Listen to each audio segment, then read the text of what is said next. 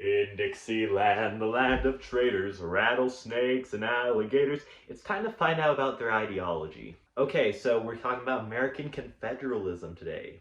And now this is of course the opposite of Lincoln and what the CSA believe. The reason I use quotation marks there is because like a lot of Southern history and a lot of Southern facts that have happened, it's heavily distorted by the lost cause, and in actuality, the South was a pretty oligarchic nation that if it continued would stay authoritarian for pretty much the rest of time.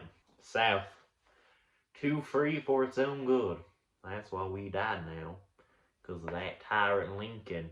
We just had too many freedoms. In actuality, the South was more like, yes, yes! Well, now once we win this war, which we're gonna win still, we'll ban the Irish, and then we'll enslave the Scottish. Yes! Yeah!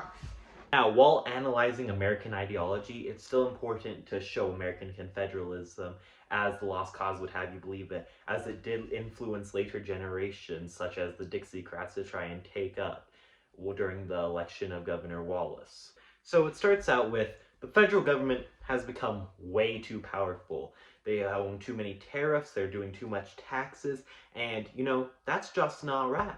We need to be able to fight for ourselves. Because the federal government is too powerful, American Confederalism sees itself as the continuation of Jefferson democracy, saying that we're just trying to show Thomas Jefferson's vision rather than our own, because Lincoln, he's led us far too astray for that to be possible. So they're all about states' rights to own slaves. American Confederalists and Lost Causers say that the South was so dependent on slavery and its economy that a federal government coming in and destroying a region's economy, that's just too terrible, hence why we rebelled. But in actuality, American Confederalism just shows a strong hate against industrialism because it's a strong buildup of urban environments, and they're against it because you need to be confederated across huge land areas rather than all located in one huge city. But states' rights is key. States can have their own military, they can set up their own tariffs, even though the reason they rebelled was because of foreign power of the federal government was setting up too many tariffs. But now they can do it to each other, so that's cool. Now that states can also raise their own taxes and they don't have to give much to the federal government. So all around, states have their own rights and they're really a loose confederation of republics rather than, United States. Hence the names. But American Confederatism places one strong view on the poor local farmer who's just trying to feed his family.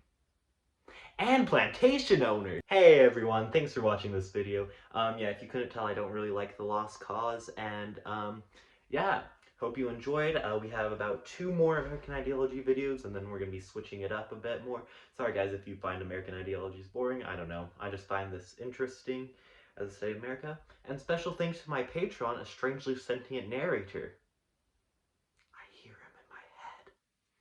I think he's watching me. Anyways, click the video on the left if you want to choose something YouTube wants, or click the video on the right if it's something that you think I would like you to watch. Bye!